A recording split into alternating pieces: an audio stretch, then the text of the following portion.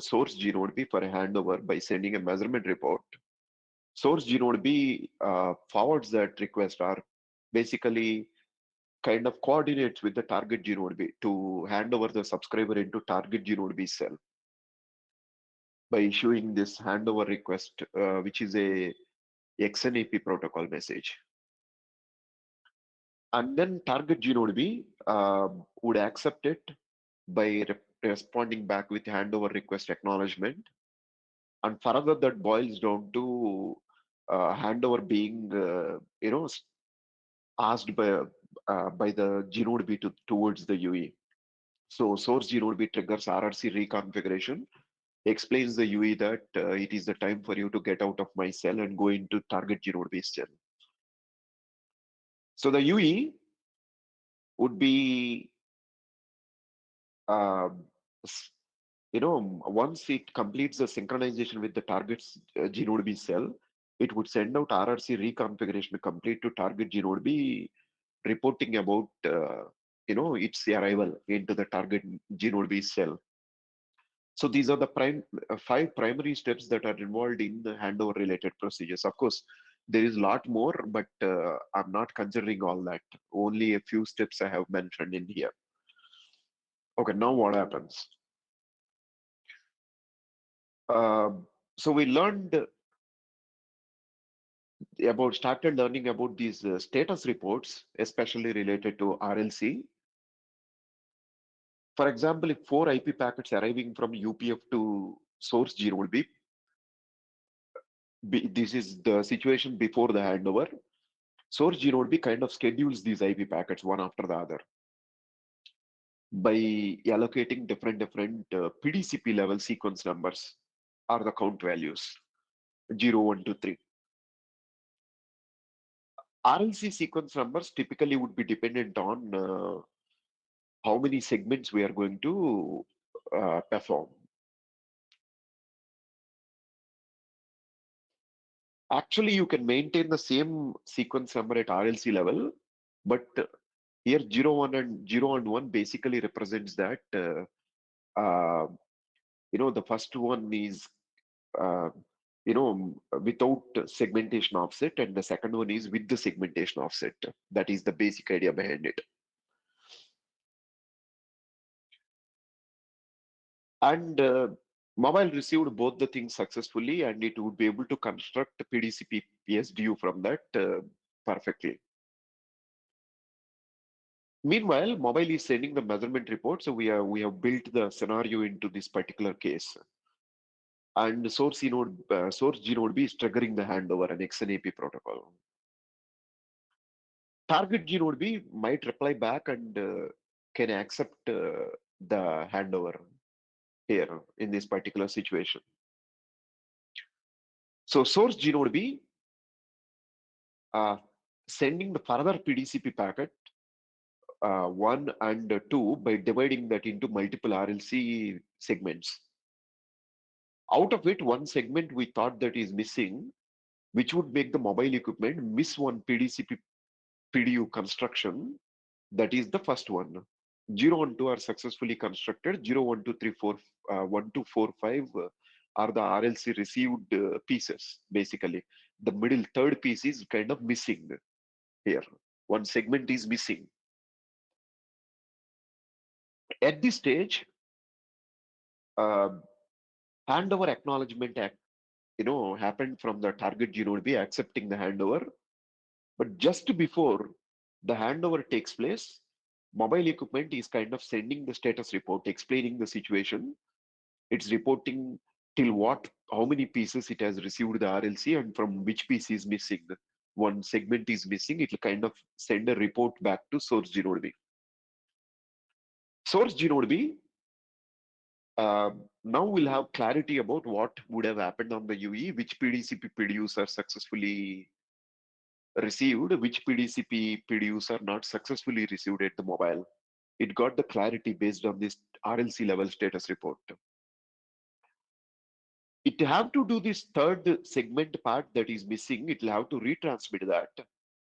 But the problem is that the source GNodeB don't have that much amount of time because the handover is already been accepted by the target.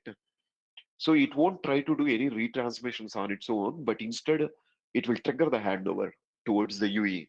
Tell the UE, get out from my cell and go into target G node B cell. Now mobile starts syncing up with the target G node B cell by using the primary synchronization signal, secondary synchronization signal, etc. It would be syncing up. Meanwhile, source G node B sent a report to target G node B.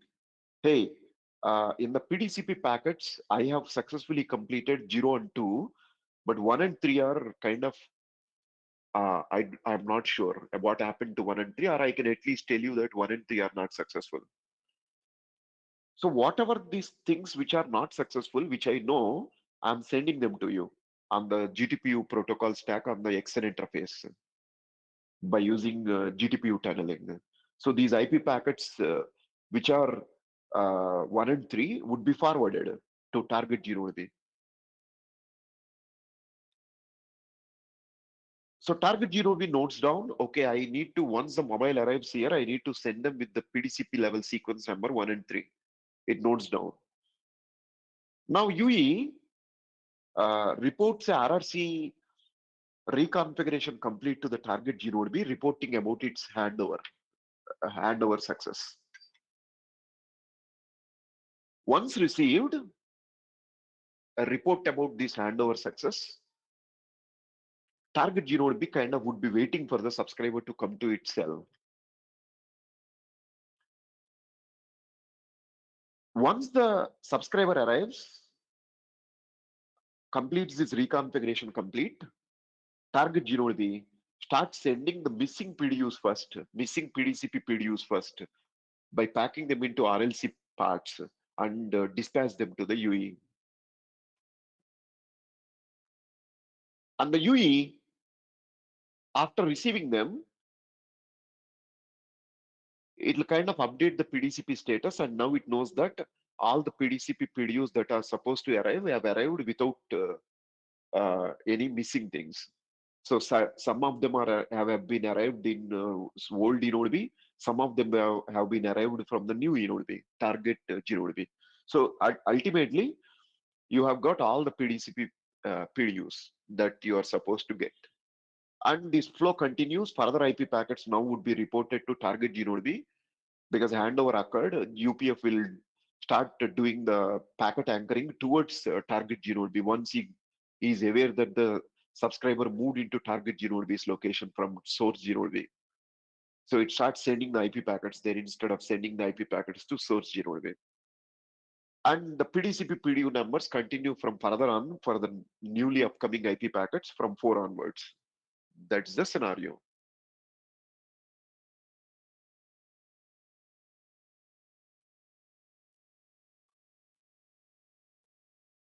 All right.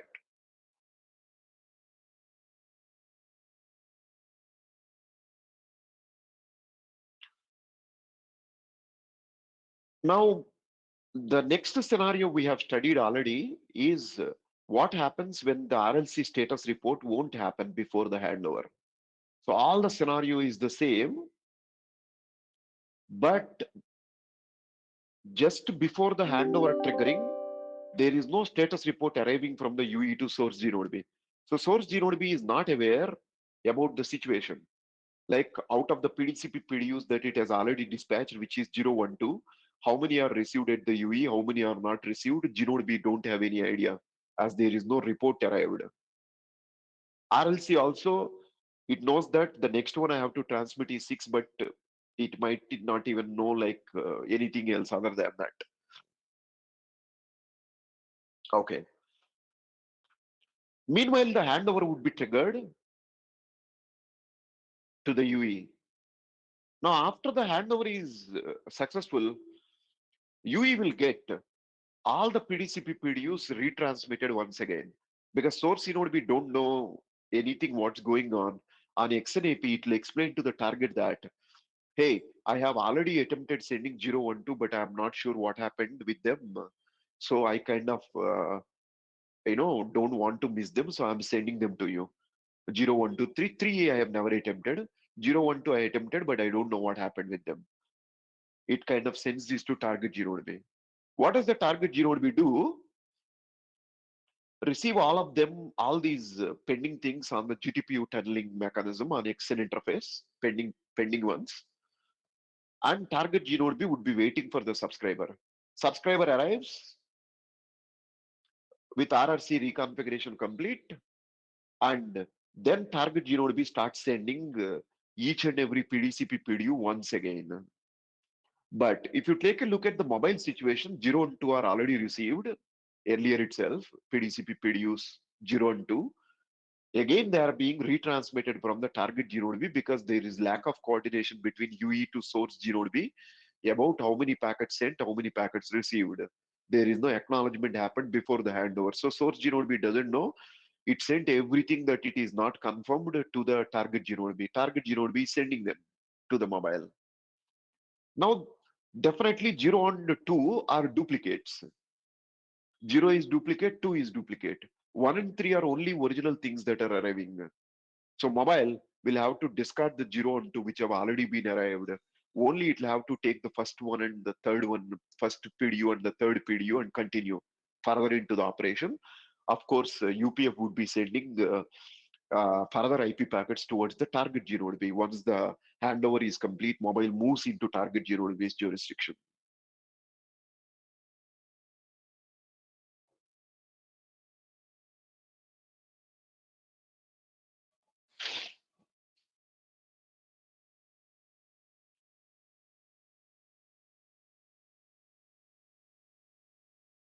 Now, to avoid these duplicates, we thought that PDCP status report after the handover is better.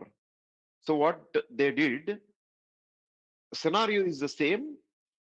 Before handover, there is no status report, uh, RLC level status report going on. So source Genode, we don't know anything about what happened, how many PDCP PDUs were successfully sent to the mobile. It have got no idea. But once the uh, source Genode reports the same situation to target, hey, I don't know what happened to 01 to PDCP PDUs I have sent and 3 I have never sent. So anyway, I'm sending all of them to you.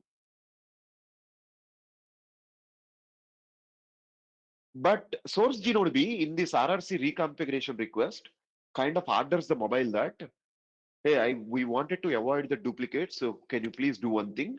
Once you move into the target Genode cell, please report the target Genode with a PDCP status report. So at first, the target Genode wanted to send all the packets, all the PDCP PDUs 0, 1, 2, 3 by considering them as missing. Because source Genode is, that is what source Genode told so to target Genode. But once the mobile completed the handover procedure, arrived into target Genode cell, it would send a PDCP level status report.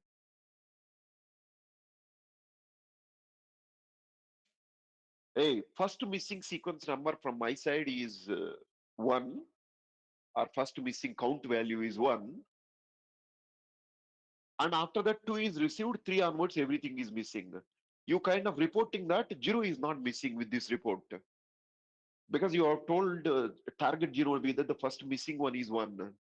Second one is received with this bitmap. 1 will represent second one is received, but 0 represents third is missing. 4 is missing, 5 is missing, 6, 7, 8, 9, all are missing. Anyway, they have never even attempted by the source Genode to transmit. So UE is bound to keep those bitmap values as 0 for those sequence numbers. That's not any surprising part. Okay, now at this stage, we have the target Genode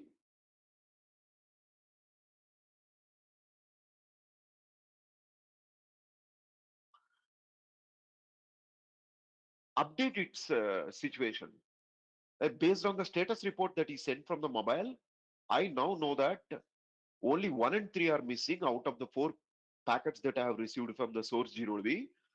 If I have to retransmit, I have to only retransmit 1 and 3. 0 and 2 are not required because mobile already have received 0 and 2. So it starts patch sending 1 and 3 by, if required, dividing them into RLC segments. And then from the UE's point of view, all the PDCP PDUs so far constructed are 0, 1 to 3, and the further IP packets continue into the target G node B, and the procedure gets continued. What are we doing in this particular procedure? Once the PDCP status report is sent to the target G node B, it's kind of avoiding the duplicate transmissions after the handover and saving the radio resources. That is the purpose of this PDCP status report performing after the handover. But this is the operation we already have studied in our previous session for downlink of a PDCP entity that is working along with RLC AM mode entity. And I have explained this mechanism as lossless handover, where you will make sure that no PDCP PDUs are lost even during the handover. You are kind of making sure about it. That is this procedure. Okay. But we are studying now the uplink scenario. That is what was we did not study in our previous class. AM in uplink. Same situation, but mobile's applications are generating the IP packets instead of coming from the UPF because it's uplink traffic. Mobile would number them at the PDCP level as 0, 1 to 3 PDCP count values. RLC, of course, start with 0 and on up, goes upwards. So the 0th packet has been sent by segmenting it into two RLC PDUs. Both of them have received successfully. Gnode B, source Gnode B constructed that PDCP PDU successfully. One immediate thing source Gnode B do is it already dispatches this 0 to the UPF in uplink direction, because right now we are studying uplink. So once the IP packet is constructed in a particular order, in perfect order, the duty of the Gnode B is to dispatch that to the UPF by using the GTPU protocol stack on the NGU interface between Gnode B to the UPF on the N3 protocol interface. It would be forwarded.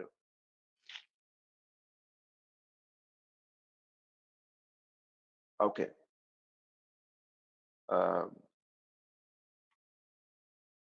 Now what happens? Further situation. Meanwhile, mobile sent a measurement report to source Gnode B requesting for the handover. It's explaining source Gnode B that I don't want to continue in your cell. Can you please move me into target Gnode B cell? Source Gnode B speaks to target Gnode B on XNAP protocol as usual by sending a handover request protocol message. While the preparation is ongoing on the target side to welcome the subscriber, it lead to do some preparation, some configuration preparation. While target is busy with that, mobile starts sending further PDCP PDUs based on the radio resources that are allocated by the source Gnode B. So it is sending the first packet and the second one, first PDCP PDU and the second PDCP PDU. First one has been segmented at RLC level, but the second one is not sent as it is. But we are kind of considering the same situation that the third segment carrying one piece of the first PDCP PDU is missing. Again, we are studying that negative case here.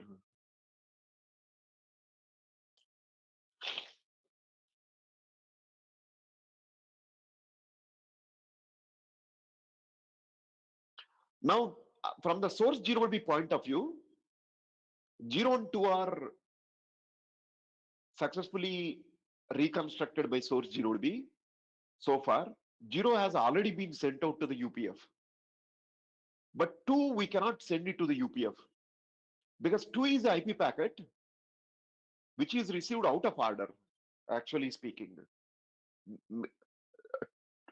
2, it may not even be successful to what do we call it, like um, header decompression. If the header compression happened, we could not even do header decompression for the second one because it's out of ordered one.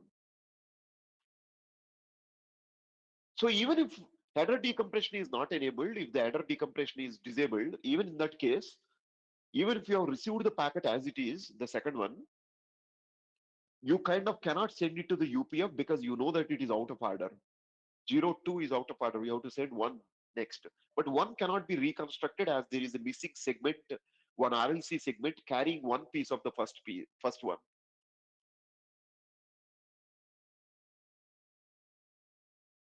So source G B is reporting to the UE that, hey, the next RLC sequence number kind of expecting is sixth segment or sixth RLC PDU I'm expecting, but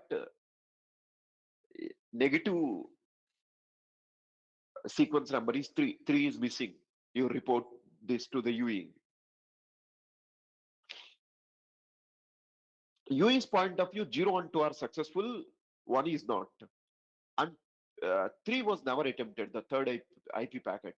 0th IP packet sent, second IP packet sent, but first failed because one segment is missing. Third never attempted. That is the present situation. Meanwhile, handover has been accepted by the target. Source G node B triggers the handover to the UE by sending RRC reconfiguration request. Hey, it is the time for you to get out of my cell. UE leaves the source G node B cell and starts syncing up with the target G node B cell.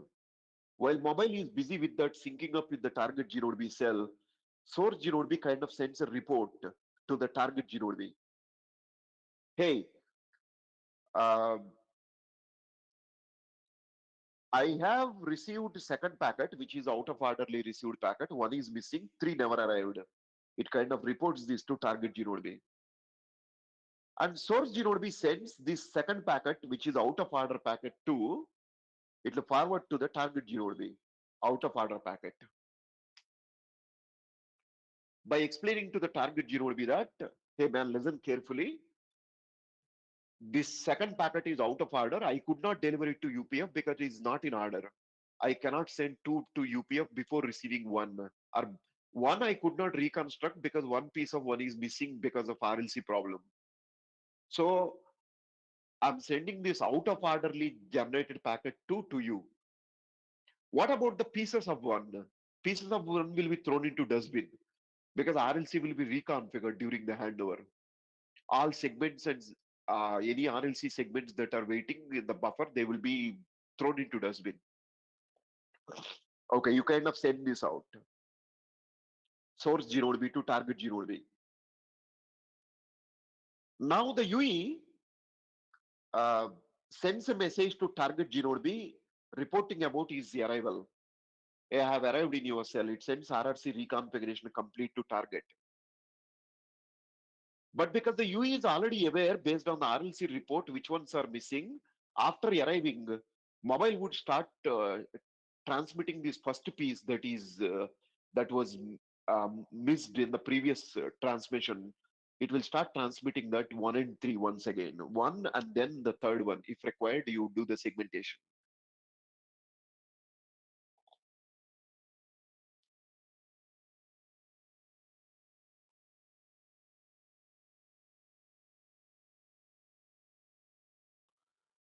Okay, now what happens? After 1 arrived, because 2 already has been received as out of order from the source G node B, out of order packet, 2 is arrived. So you can now rearrange them in the correct order. Uh, you know, 1, 2, 3. So 1 arrived on the air, 2 arrived from source G node B, and 3 again arrived on the air, sent by the mobile. Rearrange them and send them in that particular order to the UPF. 1, 2, 3. So we are not sending the things to UPF out of order. We are sending the IP packets to the UPF in the correct order of those IP packets sequentially. Of course, if the mobile equipment's application generating further IP packets, you will be numbering them starting from 4 onwards. The PDCP count value 4 onwards. So kind of PDCP context is kind of getting continued even after the handover. And during the handover, we are making sure that before the handover, if any failures occur, they will get retransmitted after the handover. But This RLC status report is definitely helping us because it is sending the signal to the UI that, hey,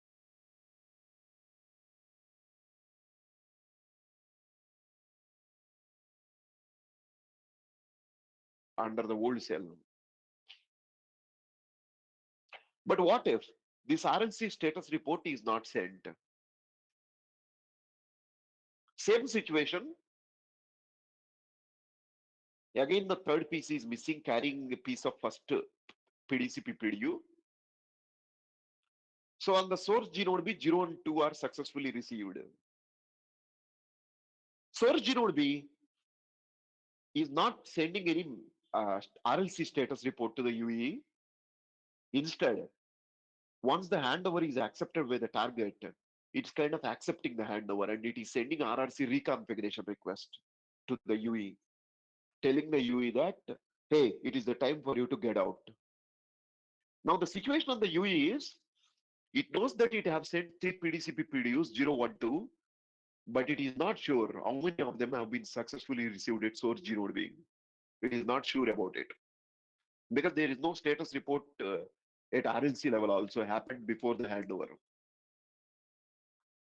Maybe UE may not have requested the status report by sending the polling bit. So source Gnode B is not sending the status report. Source Gnode B says that, hey, I never received 1, I have received 2 out of order. 3 I have never received. So it sends this out of order received packet to the target Gnode B. But the problem is, once the mobile arrives with the handover to target Gnode B, after that, it starts sending all the packets PDCP PDUs 0, 1, 2, 3 once again. Because it did not receive the status report from source Gnode B earlier, RLC level status report, and it is working in lossless handover mode in AM case, it decided to retransmit all the PDCP PDUs once again, which will definitely waste the radio resources. Now target Gnode B duplicates occur. Target Gnode B got a report that 0 is already received and sent already to UPF. So if mobile sent a PDCP PDU with the count value 0, sequence number 0, basically target Gnode B throws it into dustbin. 0 thing into dustbin. Even the second one also it will throw into dustbin because the second one is already received from the source Gnode B as out of order. So even if mobile send 0 and 2, PDCP PDUs 0 and 2, by packing them into RLC segments, is target Gnode B won't consider them. Target Gnode B only consider the first PDCP PDU and the third one that never arrived is reported from the source. So it will do the PDCP duplicate discarding. After that, it will arrange them in the correct order 1, 2, 3 because 1 arrived on the air, 2 arrived on the XN interface, GTPU XN interface out of order as out of order. 3 arrived on the air. You arrange them in the correct order and start sending them out to the UPF in uplink direction because it's uplink packets, uplink data. But here definitely duplicates occurred because no status report of any kind happened. But to avoid these duplicates, again, what can we do is during the handover, you can, after the handover, you can send PDCP status report. So how this works out? Situation is the same. At source Gnode B 02, 01245. Meanwhile, handover accepted, handover triggered towards the UE. But source Gnode B is not sending any RLC level status report. So UE doesn't know what happened to its PDCP PDUs 0, 1, 2, 3. It doesn't know about them. It kind of unaware about that. So what it does, what the UE does, as the handover is triggered, it will kind of leave the present cell, start tuning with the target Gnode B cell. Meanwhile, source Gnode B reports to target 2 is arrived out of order, take it. 1 and 3 I have never received. 1 and 1 I could not never reconstruct as one, it is having one missing segment. 3 I have never received. So that is the report. And out of order packet 2 is sent to target.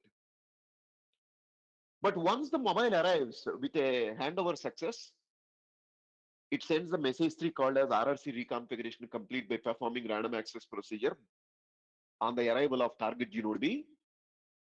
Target Gnode B kind of sends a status report.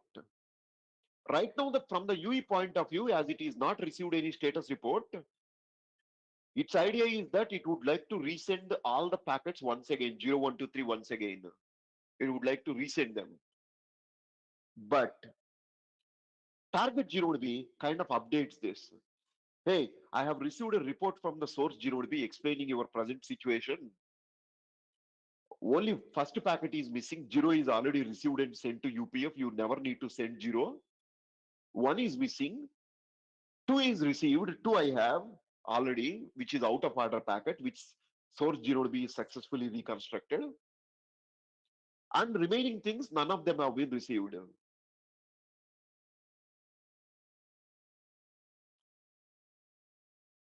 You kind of update this to UE. So UE will, change its present, estimation. Instead of thinking to retransmit 0, 1 to 3 once again, now it would like to retransmit only 1 and 3. It would like to transmit only 1 and 3. 1 being for missing, 3 never attempted anyway. So mobile, once the uplink resources are scheduled, it starts sending out this first one and the third one, and target Gnode B arranges them in the correct order. First arriving on the air from the mobile, 2 already arrived on the XR interface out of order, 3 arriving on the air from the mobile. So it will rearrange them in the correct order as 1 to 3, and those packets we would be sending towards the UPF in that particular order. And of course, the UE continues with the further application generated IP packets by numbering the PDCP sequence number 4 onwards.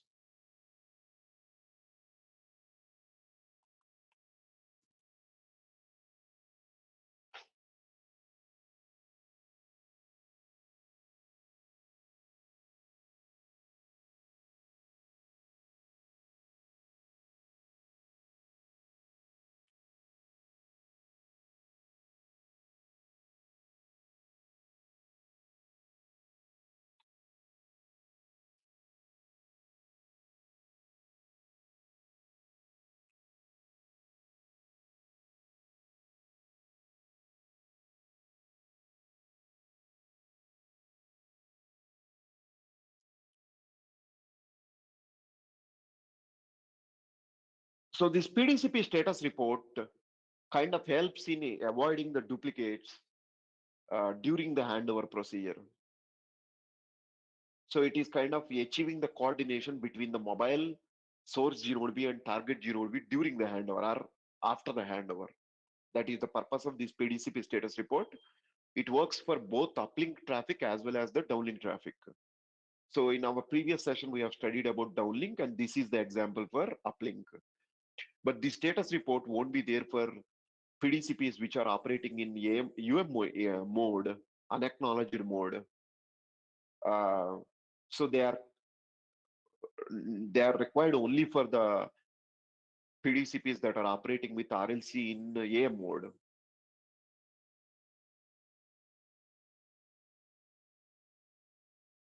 All right. So that is the left out part on the PDCP. And one final picture on the PDCP. So why do we require this sequence numbering in PDCP? Is to perform this identification of the missing ones and which are the duplicates, which are not, especially during the handovers. To detect that, we require this sequence number. So with the help of the sequence numbering, you will be able to reorder the packets if their order is changed during the handover, or if there are any duplicates occurred during the handover because the status reports have not been sent for any reason, Then you kind of, with the help of those numbers, you can detect which are the duplicates there, and you can discard those duplicates. So that's the purpose of adding the PDCP level sequence number. So we have two levels of sequence numbers. We have a RLC level sequence number. We have PDCP level sequence number. The purpose is completely different. RLC kind of works only if the mobile equipment is operating in the same cell. Now, the RLC sequence numbers can't operate during the handover, or they can't operate cross the handover from one cell to the other cell. But PDCP can definitely do that. So PDCP sequence numbers are going to work even during the handover or after the handover. The numbers can be continued.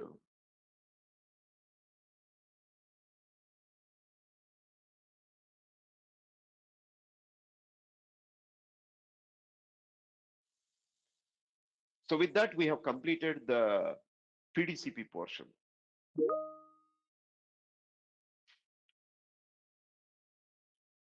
Um, there is a question. Pavan Goel. Does PDCP do any retransmission to UE?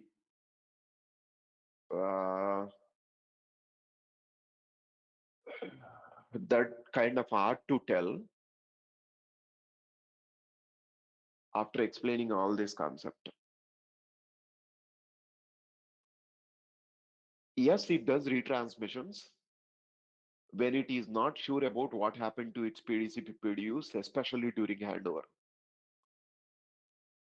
When the handover is not happening, typically the PDCP would be working with RLC AM mode entity. AM mode entity is kind of responsible for reporting. Okay, so I would kind of explain the situation to you here.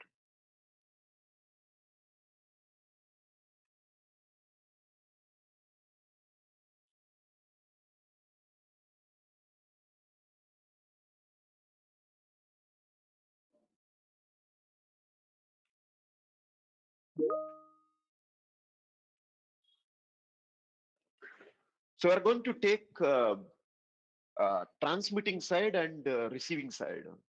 Just take a look at here.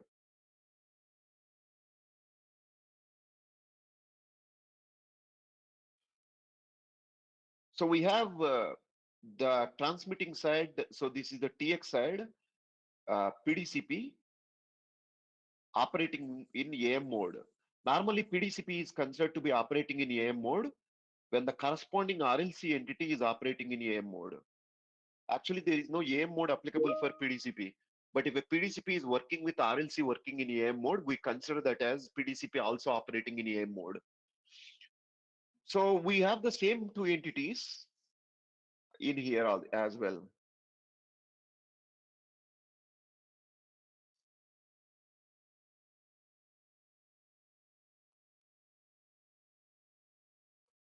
Now I'm going to consider two scenarios. The first scenario is without handover.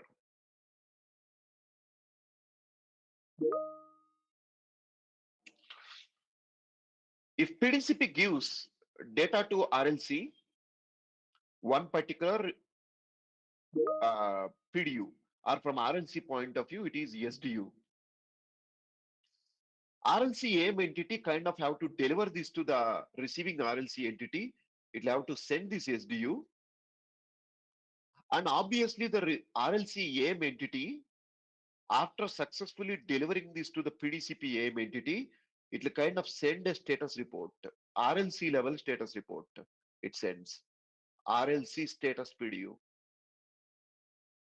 explaining to the sending RLC AIM entity that, hey man, I have successfully received your PDU, and from that I have successfully constructed the SDU, and also I have dispatched this SDU to the PDCP AM entity on my side. I have dispatched it.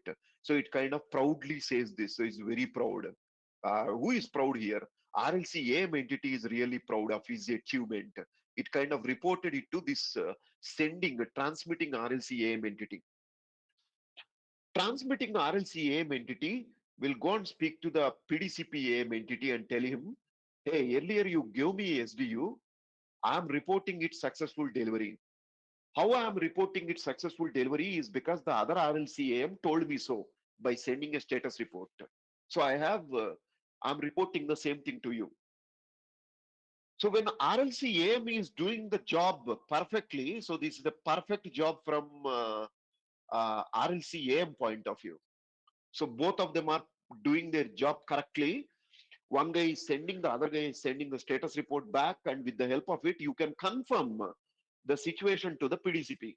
You can tell the PDCP that, yes, I have sent it.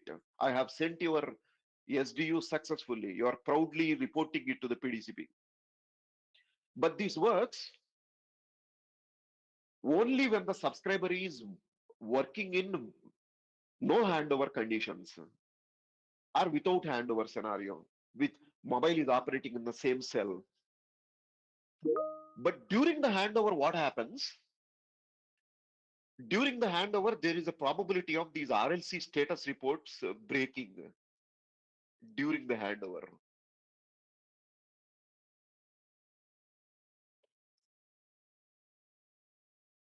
So RLC status reports break.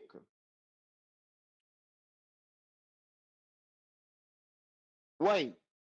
Because you are not waiting for the status reports during the handover. Handover is more important. If you don't do handover, radio link failure might occur. You might lose the radio link. So you kind of don't wait for what's going on. The what about the status report that need to be received from the other side for the data you are sending. So if I use a different color here, uh,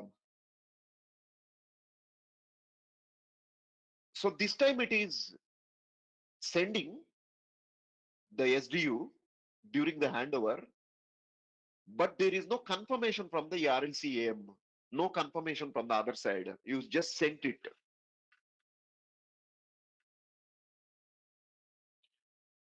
The SDU might have been sent as it is in one single PDU, one RLC PDU, or it might have been divided into pieces, into multiple things. Out of them, maybe one piece must be missing. But there is no status report of any kind from the RLCAM. Meanwhile, handover triggered.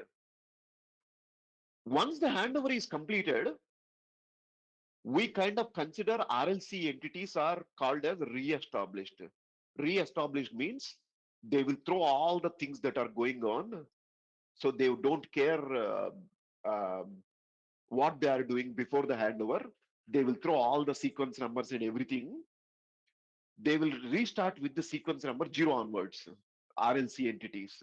That is what they do. They go for a re-establishment after the handover. Once the mobile moves into the new G-Node new G-Node cell.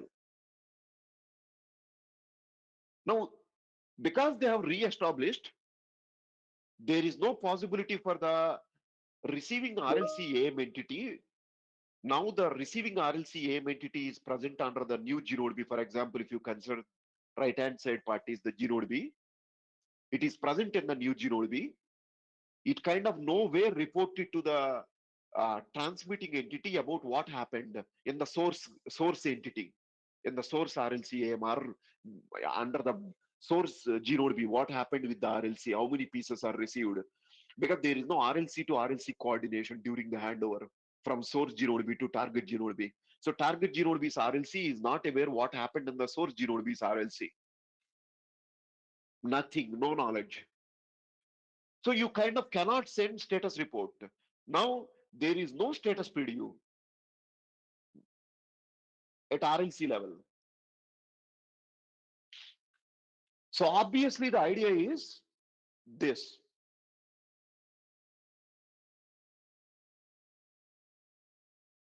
PDCP did not get this confirmation from the sending RLC before the re-establishment. It did not receive the confirmation before it got re-established. So PDCP AIM entity on the sending side will understand that, okay, because I did not get the confirmation as the RLC might not have received the status report. So what do I have to do is definitely after the handover, I'm re-attempting my SDU sending once again because RLC AIM did not confirm me. Why not? If we would have continued in the same cell, maybe after some time, if not now, maybe after some time, you would have received a status report. RLC AM entity would have confirmed this to the PDCP AM. PDCP never needed to do retransmission. Not required. But because RLC AM is not confirming here and handover is taking place, after the handover, there is no possibility for RLC status report to arrive as RLC entities have been re-established. Now, only the choice is for the PDCP to do the retransmission. But PDCP kind of do the retransmission in two ways here in this particular situation.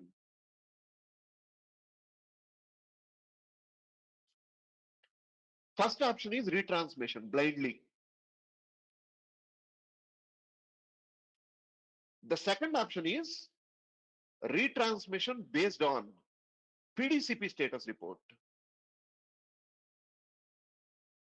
That means after the handover, we make this PDCP AM entity report to this PDCP AM entity a control PDU or a status PDU, PDCP level status PDU. This is not RLC level status. PDCP level status report.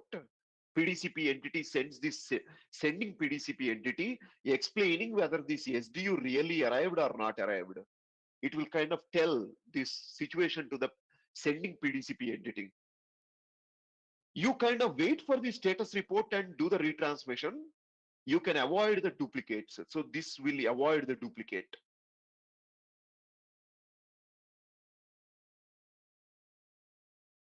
But if the status report is not configured, PDCP level status report is not configured, even if the PDCP AM entity received the SDU, but it is not sending the status report to the sending PDCP AM entity, PDCP AM entity will choose the first method, retransmission in any case, because you are not receiving the status report. So what do you do? Obviously, the SDU will be sent one more time after the handover. The RLC AM entities will freshly send this SDU packet and it is going to be sent once again to the PDCP entity. If it is already arrived, it will become a duplicate. It will have to discard the duplicate.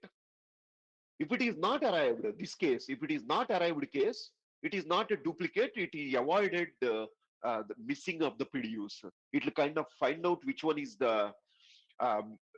kind of missing, and on the basis of it, it can do the rearranging. So it need to simply perform the rearrangement or reordering. That's it. It will have to perform.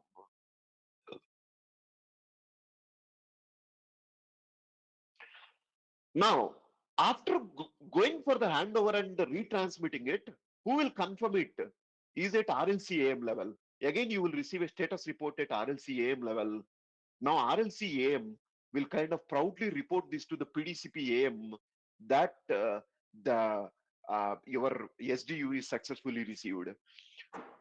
So, PDCP retransmissions are required only when lower layer entities are re-established, only when RLC gets re-established.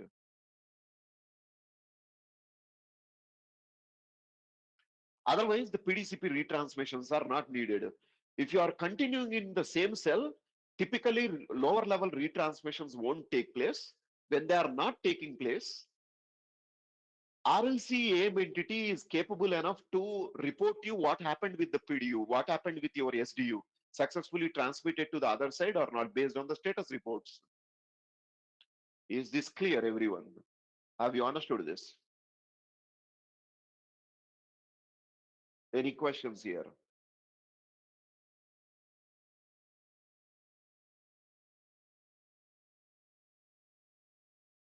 Okay. Only in handover case is the next question. Actually, most of the times it is called as handover case, but sometimes there is also a probability of performing something called as lower level uh, re-establishments, even without handover. I will explain those cases maybe later. But in case when the lower layers are getting re-established and PDCP is not going for re-establishment, in such cases, PDCP might take up retransmissions. Normally, that kind of a situation happens during handover. So during handover, lower layers gets re-established. Their sequence numbers, everything will get re-established. They kind of never continue their process from the old cell to the new cell. They will they will basically switch off and switch on. They will forget everything that is going on and they will start afresh, starting everywhere, starting from zero onwards. That's the kind of thing they do. Is it clear? No, that is not correct. PDCP not always works in AM mode, irrespective of RLC mode. Um, so what I have to tell related to that?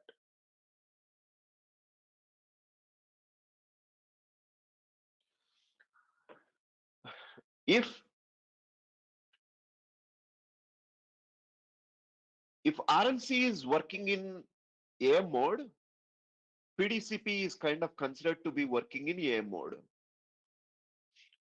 On both sides, the same thing would be repeated. Transmitting entity, receiving entity. But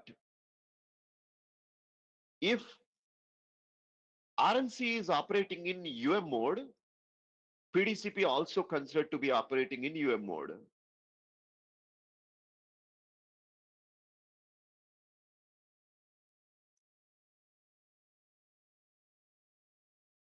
You got it? So in this case, there are no status reports. In this scenario, you give the SDU, this guy would try to attempt to send the SDU only one time, and there is no status report of any kind. Now the data may go to the PDCP entity, may not go. You are not sure. If the SDU transmission is successful, it would go. Otherwise, it won't go. And there is no status report and there is no confirmation. So there is no concept of status report. There is no confirmation from RLC entity to PDCP entity. So the no status report. So this is no reporting. Here also there is no status report. So this also won't be there. No status report. No confirmations. RLC TM is the kind of rhetoric question. Uh, or I have already explained about RLC TM. So you might have forgotten about it. So to remind you, I will put this question once again. In the material that I have sent you also, it is there. PDCP entity works only with RLC either working in UM mode or AM mode. PDCP won't be working for RLC TM mode. I have said this at the starting of the PDCP layer itself. So that means RLC TM mode entity works when you are in idle mode, normally for common channels. That time PDCP won't be there. The data directly goes from RLC to RRC or RRC to RLC with bypassing PDCP entity. PDCP won't be there. So PDCP only present once the mobile is in RRC connected state and connection is established, and that time only RLC, and AM entities are possible to be created because they require some configuration to work. So the configuration settings happen only after the RRC connection is established, not before that. Why are we sending end marker to the packets when you are sending the IP packets to the target G node B? End marker kind of tells the target G node B that this is the last packet that is pending on my side. I'm sending. After this, you don't have to wait for anything. You have to consider from this is the last one, and I'm closing this tunnel basically. So or you can close the tunnel. So I'm not going to send any more. That is the meaning of a end marker, which we learn it in UDP case anyway. GTPU scenario anyway tomorrow's session. So that is basically part of GTPU procedure. That end marker is a simple way of reporting, telling the receiving target G node B that my data pending traffic is finished. That's it.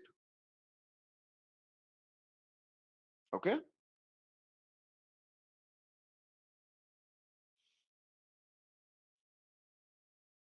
Okay. RLC UM mode, PDCP in AM mode. Can this happen in any situation? Never, never happens. So it is straightforward relations. So if a PDCP is working with the UM, RLC is working in UM, PDCP is considered to be in UM. If RLC is working in AM, PDCP is considered to be AM. No crisscross mechanism. Without handover case, PDCP will buffer the packet till it gets confirmation from RLC AM. Exactly. It will store the SDUs till the AM entity kind of confirm it. Confirm sending the transmitting AM entity kind of confirms you that I have successfully sent your SDU. Till that time, you keep your SDU in the buffer. That's the case. Even if during handover also, ultimately either you do without handover or with handover, PDCP kind of maintains the SDUs till the confirmation from the lower layer entity, RLC AM entity, till you get the confirmation. Or at least you get the status report from the other side, if it is PDCP level status report. That is during the handover. During the handover, you get status report which will explain what happened so far. How many PDCP PDUs are successfully received for which you did not receive the RLC level status reports. So PDCP status report will confirm it.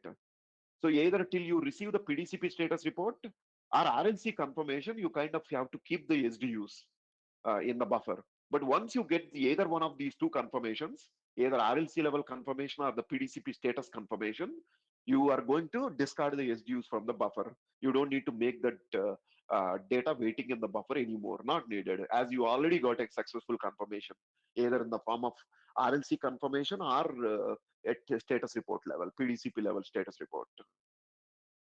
Got it?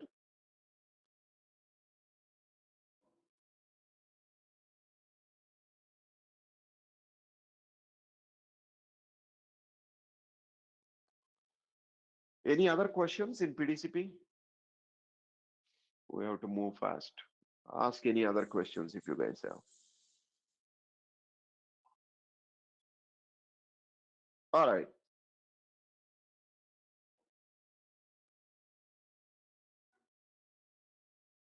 Always UE send status report to GNodeB. When UE send data to GNodeB, does UE ask status report from GNodeB? That is what we scenario we have seen, no power.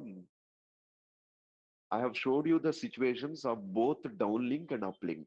First, I explained you downlink scenario, that is in the previous class, and today also I have rephrased that. I'll directly go to the status report for a part. This is downlink case where GNodeB is sending the data in downlink, for which mobile equipment is sending the PDCP status report in uplink, explaining to target GNodeB what happened on its side, like how many PDCP PDUs are successfully received. This is downlink where GNodeB is sending. And in our previous class, we have missed uplink. Only to explain you that today we have studied PDCP once again, which is this uplink case where mobile is sending the traffic. I have explained this for half an hour.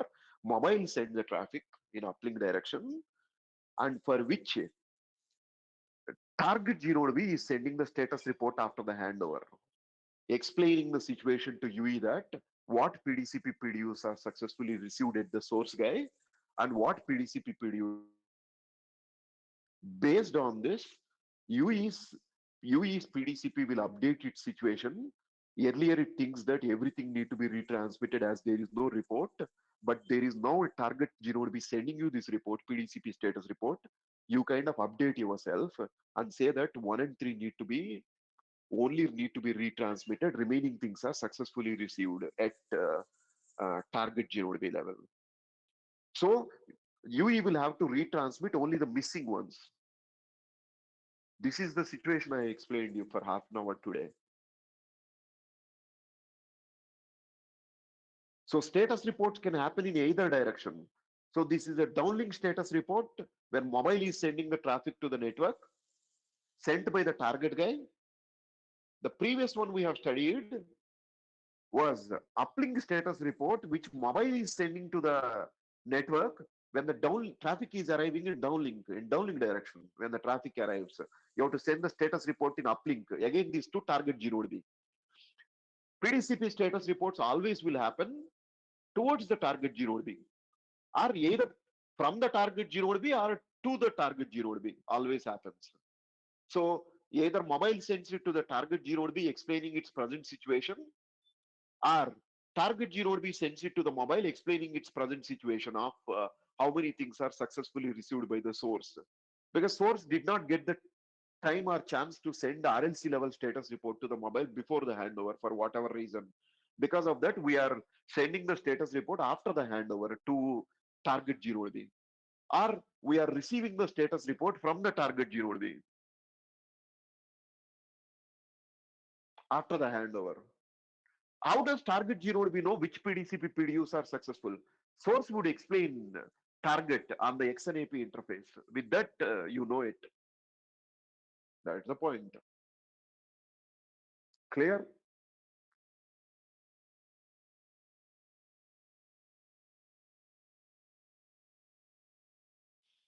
Until when UPF will not be received complete message in PDCP mode? Will this discard time applicable here?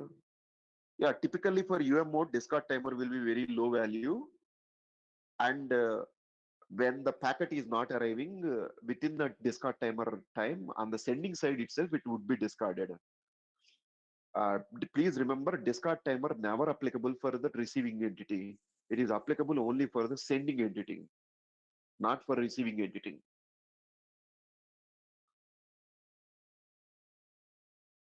But the PDCP will wait. Uh, Here, PDCP, when it is operating in mode, it kind of never waits for the missing PDU or out of order PDU. It won't be kind of waiting. Typically, once RLC completes the reassembly, while sending the data, RLC reports it to the PDCP that I'm talking about the receiving side. Receiving side RLC will report to receiving side PDCP that I have completed the reassembly. I have considered some particular PDUs are not going to come to me, which have made some so and so SDUs missing. So SDU number 1 and 2 are missing, not going to come to you again. RLC kind of reports it. RLC mode receiving entity will report it to PDCP mode entity. When such a report is received, from then onwards, PDCP won't be waiting for those missing SDUs. It will continue with whatever that have been received from the RLC mode entity, and it continue. And it is not any waiting time that is applicable for the PDCP on its own. It is completely dependent on the RLC waiting time, RLC reassembly time. There is RLC level reassembly timer that is configured. So if RLC level, till the RLC level reassembly timer is expired, PDCP kind of waits. Within that much time, if RLC receives the missing ones and could able to reconstruct the higher layer SDUs, it reconstructs them and put them in the correct order and send to PDCP, and everybody is happy. PDCP doesn't have to wait for the missing ones because they are nothing missing. But if after RLC reassembly timer expired, some of the PDUs are missing and they have never arrived, RLC need to move forward. RLC won't be waiting for the PDUs forever. It will have some limited amount of time called as reassembly time. Once the reassembly timer is expired, it kind of concludes that some of the SDUs were never be able to reconstructed for PDCP. I report the same thing to PDCP. Once you report that to PDCP, PDCP kind of come to the conclusion, okay, whatever the sequence numbers I have received, I have to send them as it is. Even if some of them are missing, I have to ignore the missing ones and continue my operation. PDCP continues. PDCP, if it is the 0 PDCP, it sends the received IP packets to UPF by considering the missing ones, which have been reported to you by the RLC. Clear, Amit?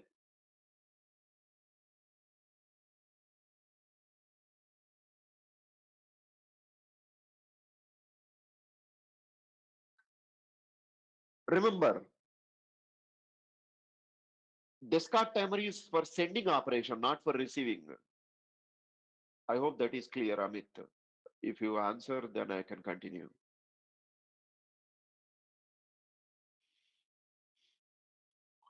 Integrity and ciphering would be done basically on the purely on the basis of your individual packets. So ciphering and integrity protection are not dependent on the sequential things. Only the one that is dependent on the sequential thing is your header compression and decompression activity. So if certain things are missing, your header decompression might be a failure. If header decompression is a failure, there can be a header decompression levels report, ROHC status report, robust header compression feedback, which will tell that because I have received some packets out of order, I could not able to um, I could not able to like do the uh, decompression. Can you please resend? But by the time on the sending side, for those SDUs already discard timer is expired, sending entity would throw them into dustbin. So your compression algorithm might be reset. It might send all the header PDUs, all the header fields once again, because the receiving entity has reported a failure related to decompression. But compression and integrity protection are not related to sequence numbers. Individual sequence number is enough to do the decompression or compression. Um, there is no previous packet that is not received will not play any kind of a role in decompression or integrity validation. So that won't be the case. Got it?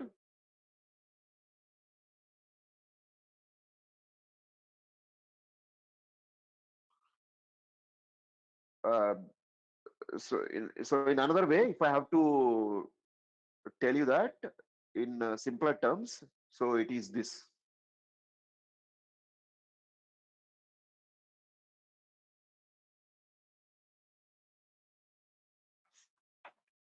Um, so in PDCP, totally three activities. First, compression, decompression.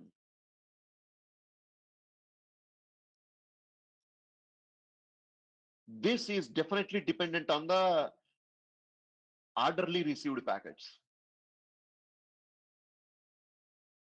If the packets are not received orderly, compression will fail. No order, decompression will fail, not compression. Decompression will fail. And the receiver, the RX entity, will send a report to the TX entity, a ROHC feedback, explaining that this happened for the missing ones. Now, at this particular stage, on the transmitting side, the the packet that the SDU that is pending in the buffer, PDCP buffer, that may be there, may not be there. The SDU presence will be dependent on discard timer. If the discard timer is expired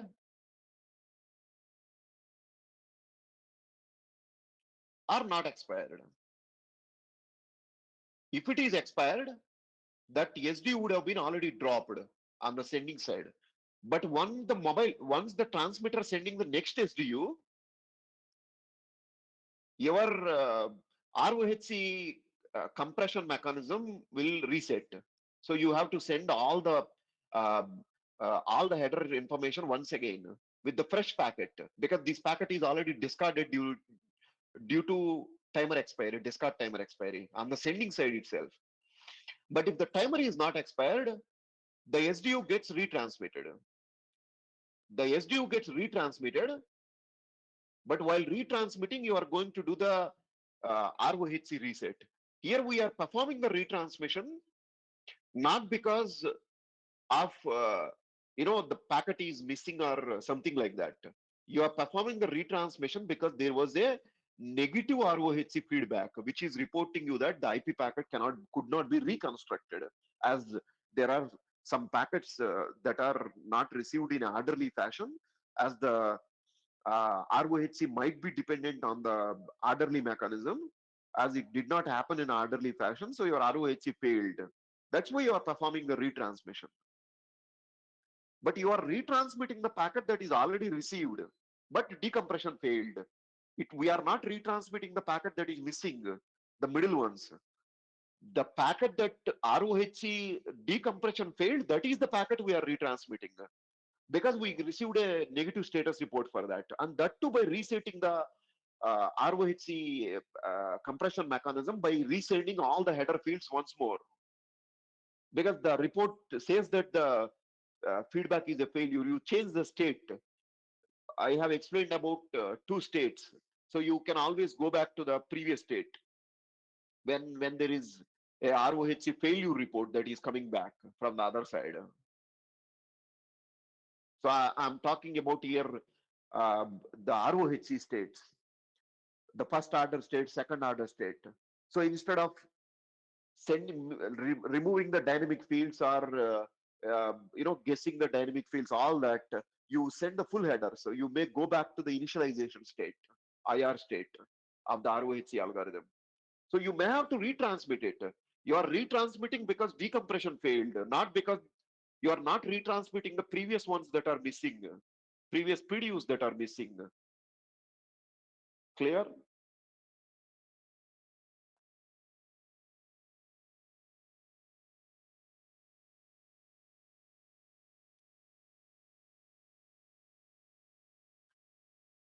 Okay. We don't have much more time to dig deep into it. I hope I have answered all your questions on that. I could explain even much more deeper level, but thing is, our time is limited. I have to cover all the subject that is given to me within that time. Okay, let's go. We are going into our next topic. So the next topic we are starting is the quality of service implementation in 5G.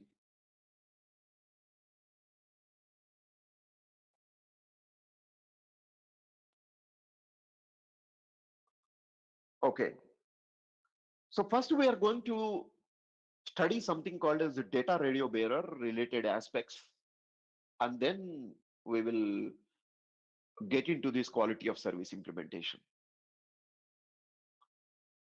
I don't know whether you realized or not, but this is what we have studied so far.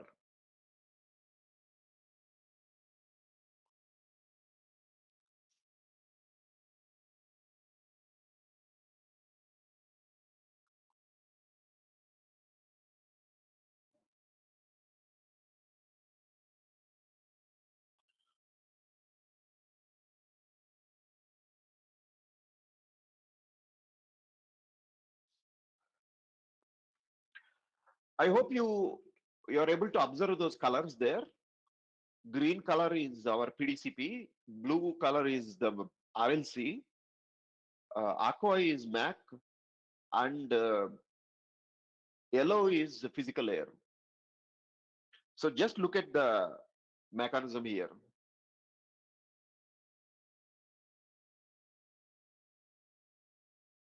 If we have three PDCPs, then we'll have three RLCs. If PDCPs are operating in AM mode, correspondingly RLCs work in AM mode. Or if PDCP and RLC together would be working in UM mode. When they are operating in UM mode, they don't care about the missing PDUs. But the RLC entities and RLC PDCP, if they are operating in AM mode, they will collectively make sure that the SDU is successfully sent onto the receiving side. So that is their duties.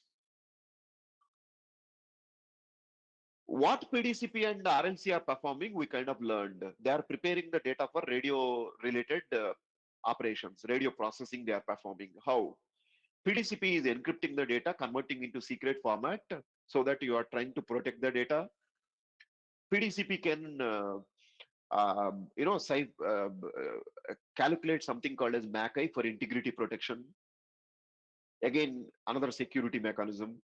So basically, PDCP is preparing the data for security procedures, for security reasons, so that you can send the data on the air securely. Also, PDCP takes care of header compression and decompression. When the higher layer things are not so much compressed, you kind of take that responsibility to compress them so that it will be utilizing lesser size in the bottom part. RLCs, if required, by taking the PDCP PDUs, RLCs maintain a buffer, and they kind of send the data to MAC layer depending on how much resources MAC has acquired. But we have a single MAC entity which would be pulling the data from the the RLCs. The picture depicts that. We have one pipe below a MAC layer, which we typically call it as a transport block, a block of data that need to be transported by processed with the physical layer processing mechanism, all that we have studied at the physical layer level. And then you convert it into radio signal and transmit it out on that physical channel. So the bottom part that is present in this yellow color is your physical channel on which it is transmitting. So this is a transport block. While forming the transport block, MAC will have to kind of do logical channel prioritization. Will have to decide whether to pull the data from this fellow, or this fellow based on their individual priorities. Because each logical channel is kind of associated with a priority. Anyway, we'll see that priority level information in depth in today's session. We'll look into it.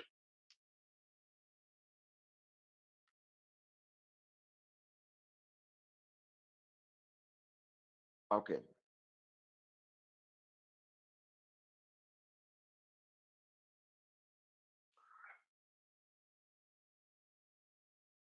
Now, MAC is the one which is to perform uh, the quality of service implementation, either on the sending entity or receiving, or either we are sending it from the mobile to GNodeB, MAC will have to play a role, or when GNodeB to mobile also, MAC will have to play a role. Decide from where we have to pull the data and form this transport block. Of course, on the receiving side, typically, for example, if mobile already packed the data according to the priorities and packed it into a transport block and send the transport block, on the receiving side, the MAC layer doesn't require to do anything related to quality of service implementation. Simply, you have to demultiplex the data and send the data to corresponding RLC and PDCP entities. That's it. From there, they go to PDCP entities. That's all. MAC is not required to do anything on the receiving side, no activity at all.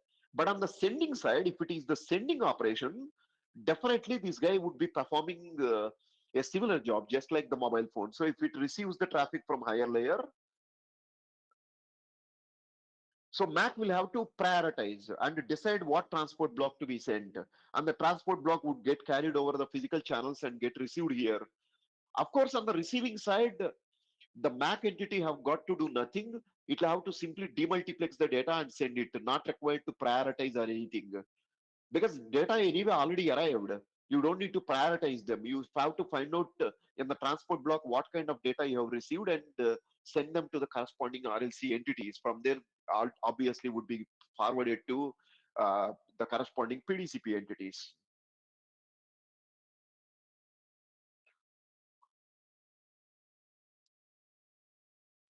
Okay.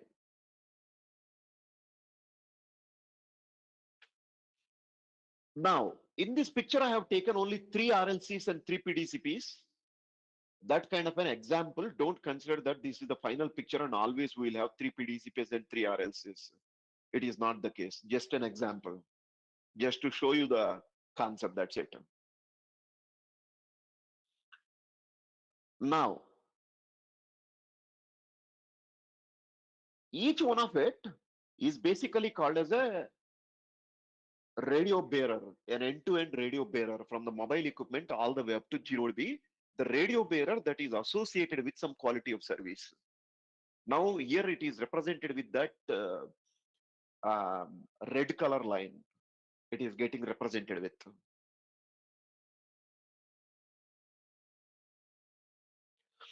Now, how much data this radio bearer can dispatch will definitely be dependent on the MAC layer level quality of service implementation. If it is uplink, mobile equipment's MAC layer will kind of determine the capacity of this radio bearer. PDCP and RLC might perform their processing very fast rate, and they can store the data in the buffer at very fast rate. That might happen. But MAC kind of is the bottleneck here. MAC kind of decides what to go into the transport block. So together, this whole thing is what we call as a radio bearer, which is from mobile equipment all the way up to zero B. We call this as radio bearer. Now, how many radio bearers we have? in this case are three, and each one is associated with one RLC, one PDCP, and the corresponding MAC entities. There is one more radio bearer from here to here. Now, for all these three radio bearers, there is definitely some quality of service, and there is some data rates and minimum guaranteed rates, etc., are defined. And MAC is responsible for taking care of it in terms of two scenarios: radio resource allocations, first thing.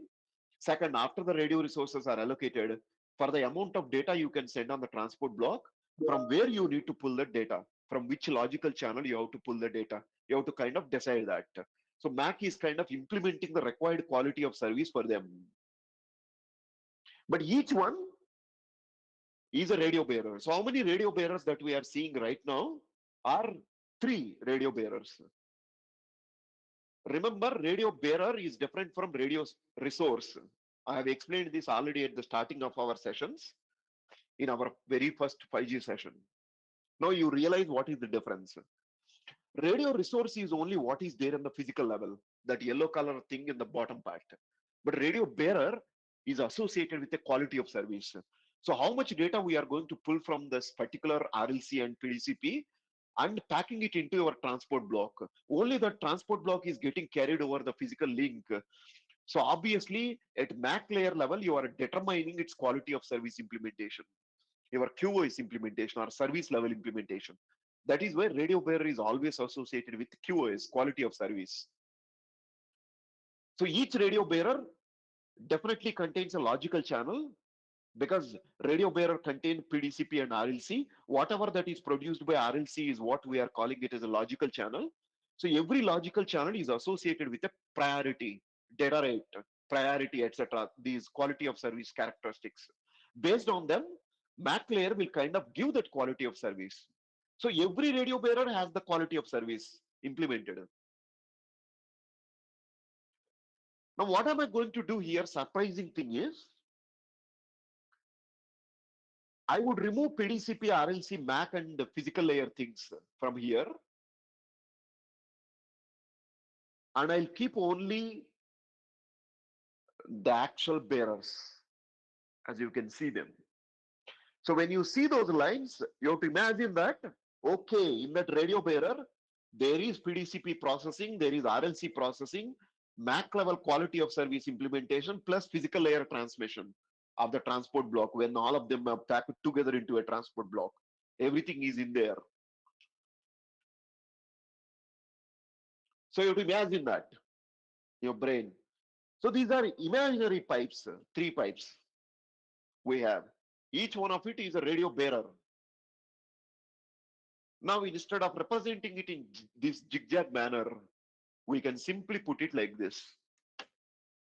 So I have put the same three pipes without overlapping one another. Simply put it by assuming that in each of those pipes, MAC layer is involved in performing quality of service implementation. But just to represent that, I don't have to club them all together like the previous picture, not needed. I'm simplifying it, because we are considering each radio bearer as a separate entity, because MAC layer kind of takes each guy separately and deals with that guy. It's not required to deal in a combined way or anything like that. So we can represent it like this.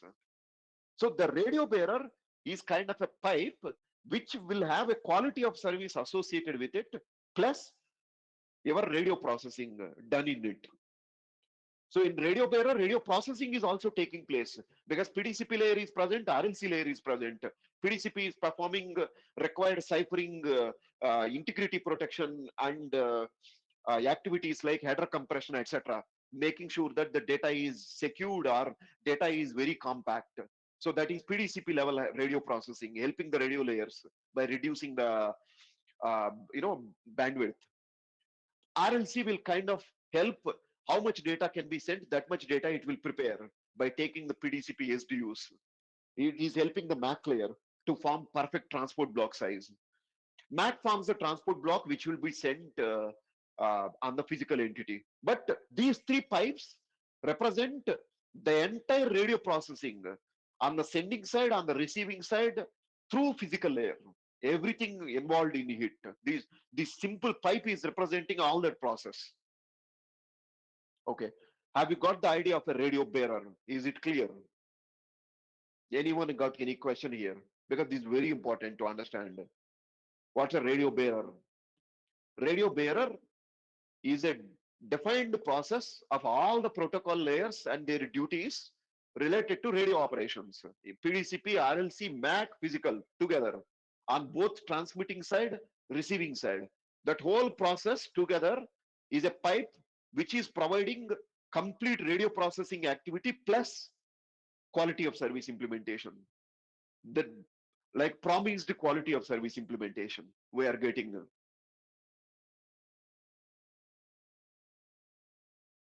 Okay, now in these radio bearers, what can you send?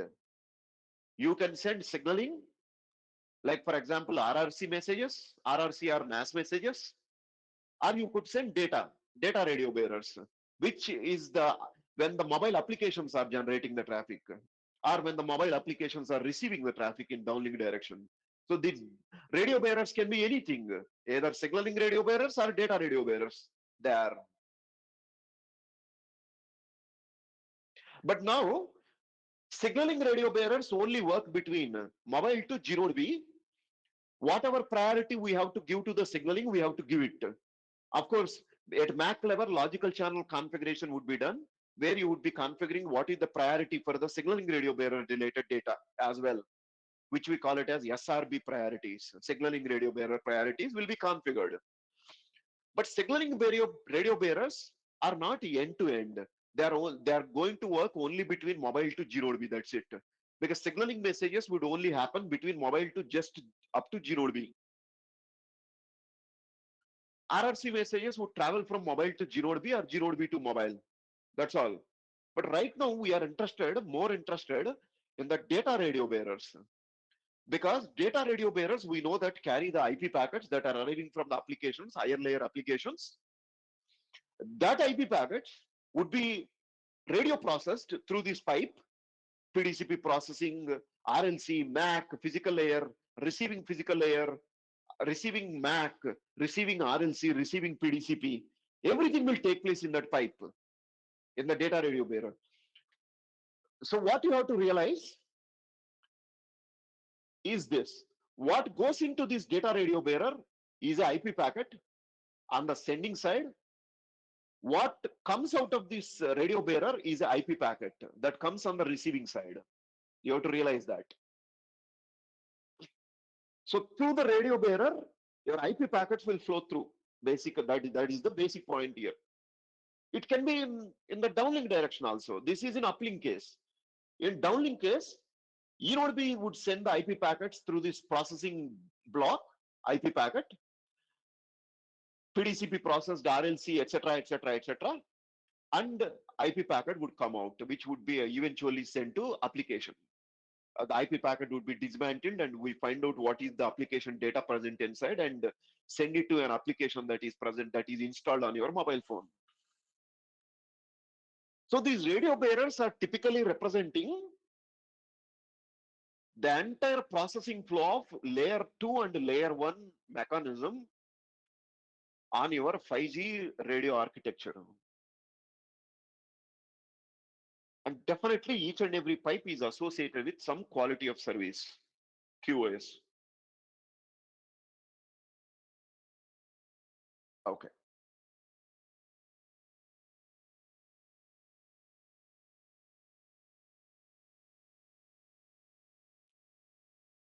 So we concentrate on data radio bearers.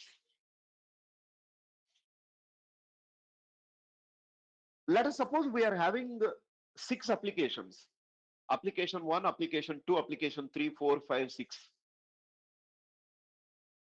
Can anyone tell me how can we implement this? Or how many radio bearers we require? How many data radio bearers we require to deal with these applications? These 6 applications traffic. Each application will produce IP packets. Mobile is having 6 applications. You can imagine those applications to be anything. Like you can imagine there's WhatsApp, Facebook. etc., etc., etc.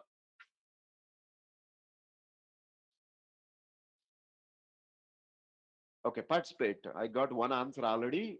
Others.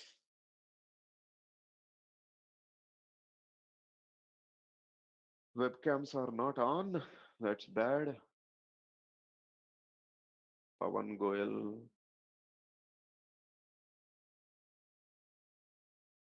Hello, sir. Yeah. Sir, I think those who are not cameras was not on, no? So they are like facing some issues while opening the webcams as their side. Why is that? Who is facing it?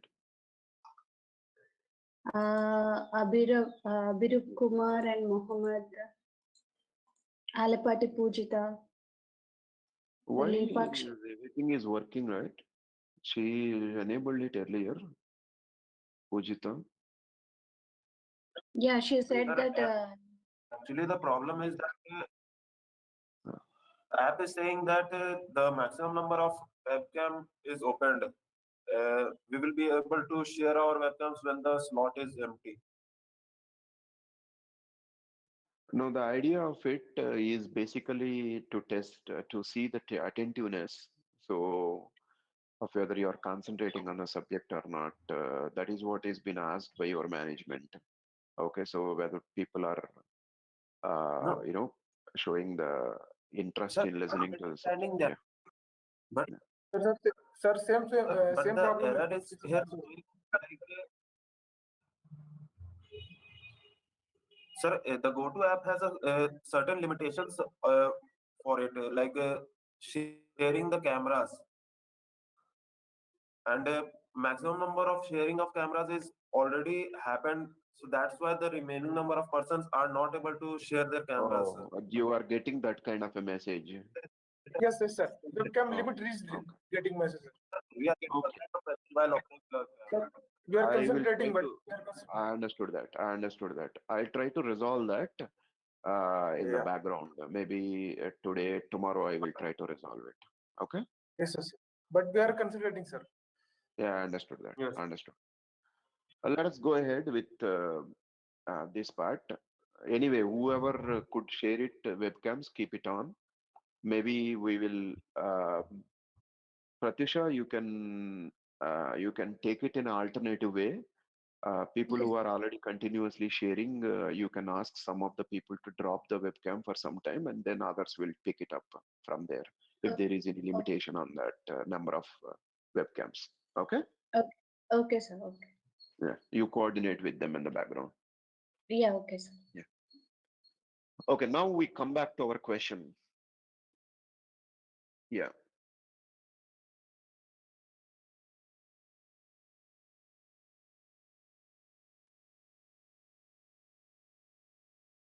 So one idea that everybody is agreed upon is each application can have its own radio bearer, and because there are 6 applications, there can be 6 radio bearers. So each application would be generating the data, and each application is kind of generating IP packets, which we can technically call it as IP flow, IP packet flow, or IP flow. That IP flow go through that particular specific radio bearer, the L2 and L1 implementation that we have provided.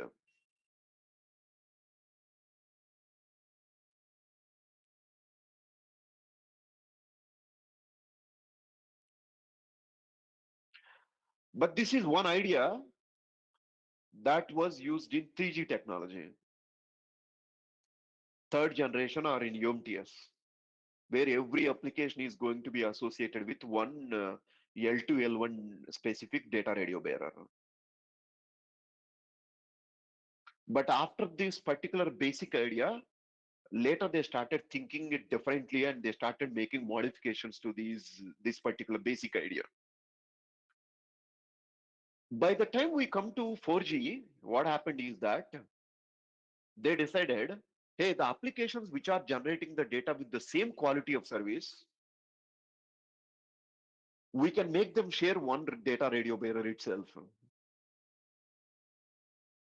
So this was the idea in 4G, in LTE.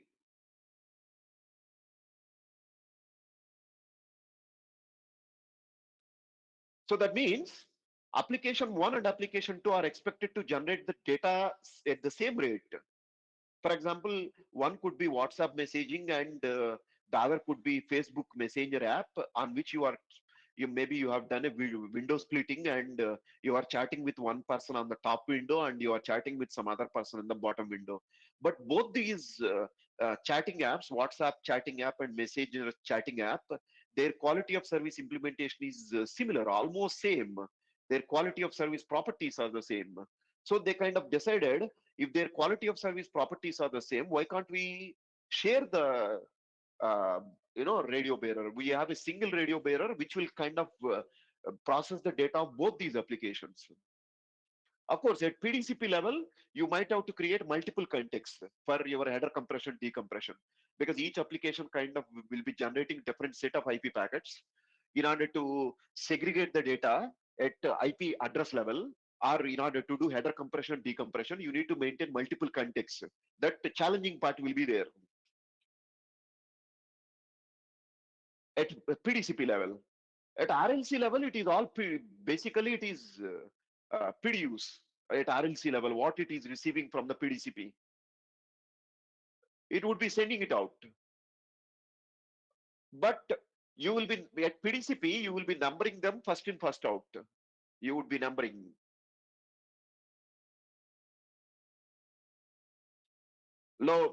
First arrived SDU, you number it 1. Second arrived, you number it as 2.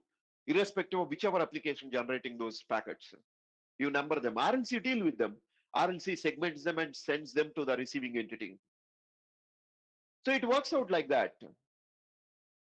But at MAC level, when you have to apply the quality of service implementation, you don't have to implement the quality of service separately for this IP flow 1 and IP flow 2, because we are kind of combining them into a single data radio bearer.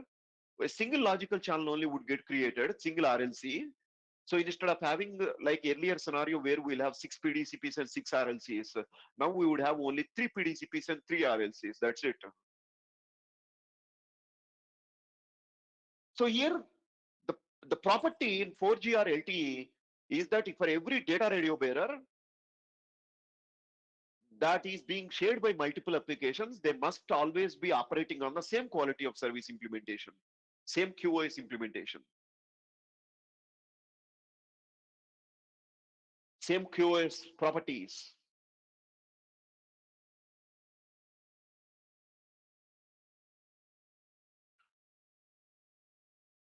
Because they are carrying the same QoS properties, we can call that the one that is traveling, carrying both these IP flows as a QoS flow. This QoS flow is not a terminology of 4G. It is a terminology of 5G. I'm introducing it from the point of view of 5G. In 4G, it is basically typically termed as EPS bearer, which we won't worry about right now. Simply, are simply a bearer, it is considered as, but we ignore that.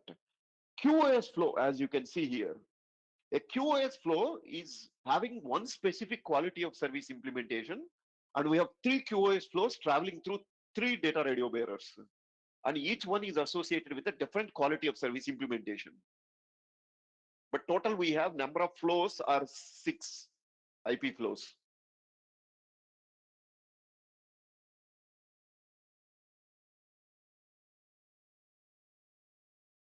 Now this is still 4G concept, where you are sharing you are having one data radio bearer for all the quality of services working at the same level.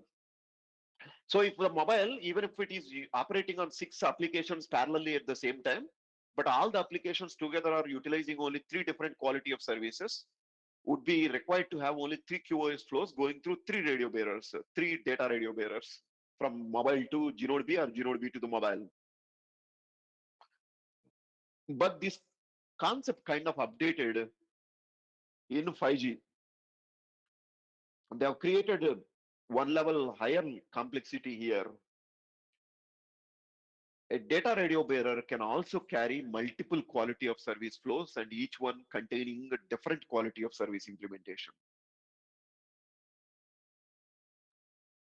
They kind of wanted to have that in place.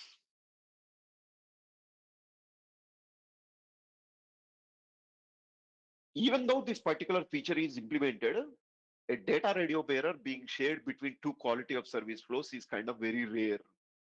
Only in few extraordinary cases we have to do it. But in reality, if you have a QoS flow, you can map it directly onto a data radio bearer, one data radio bearer. But because we have to understand the fundamental rules, in 5G it is allowed to carry multiple QoS flows on a data radio bearer.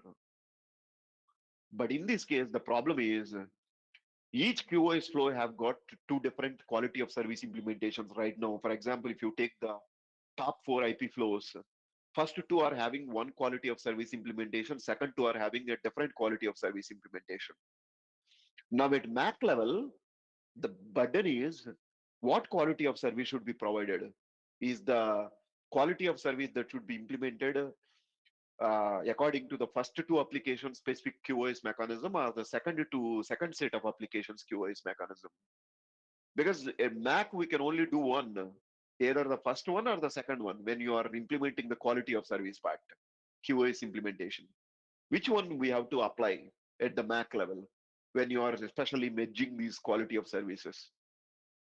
The idea always is you go for the lower quality of service part when you are actually doing this kind of merging. If you are especially merging multiple quality of service implementations.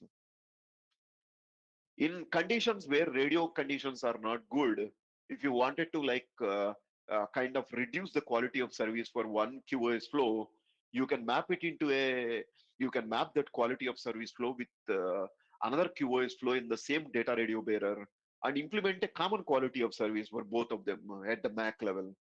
Obviously, you are compromising on one thing. You are not promising one quality of service for sure, obviously. Out of the two, one will be dissatisfied. But that's the kind of idea. So you, even if you are in such kind of radio conditions where you can provide both quality of services separately, so you find out what is the minimum of two, and you kind of implement that minimum of two for both of these guys together by using a single data radio bearer. But of course, as usual, one quality of service flow continuing in one data radio bearer, that particular feature has not been removed. That feature is still there. That mechanism is still there. Having the QoS flow and the data radio bearer part.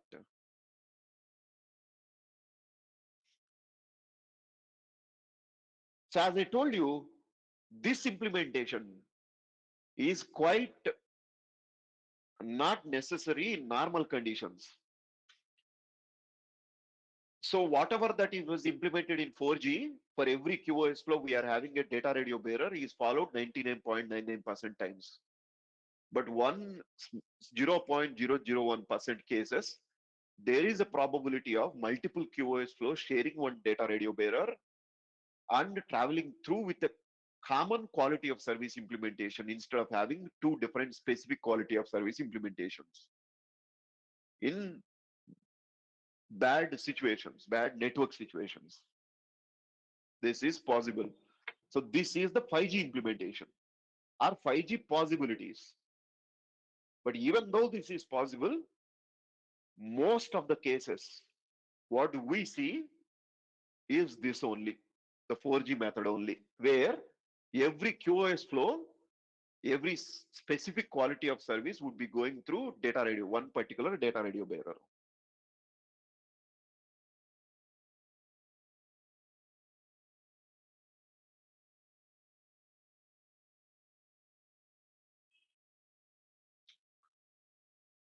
Okay.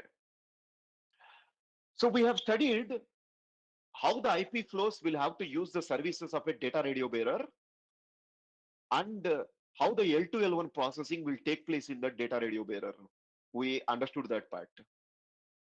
But providing a quality of service for the mobile equipment's application IP flows only between mobile equipment to G node B is not enough. Only on the radio interface is not enough. Why not? We see an example for it. For this, we are considering general case. There is a computer, there is a server, and there are many routers in middle. Now, on every link, what is the data rate that is possible to be implemented based on the kind of cable that you have deployed? So on most of the links, you have the 10 Mbps data rate that is possible to be implemented. But on one link, from this router to this router, we have only 1 Mbps data rate implemented. Maybe the cable capacity is low, or because of any other reasons, this link has got lesser data rate. Can anyone tell me what is the effective data rate of this particular total end-to-end situation? What is the data rate that we get here?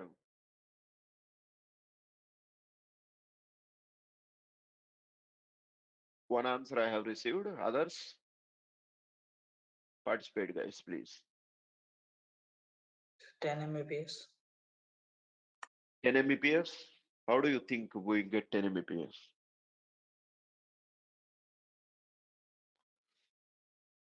So the amount we are sending, we are receiving at that end only end to end. So only at the sending and receiving matters. The middle part doesn't matter. That is what you are telling me. Yes, sir. Okay.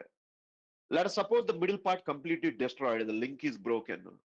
Now sending 10 Mbps from computer to router. This router is sending at 10 Mbps to server. Will it work now if the data rate is 10 Mbps?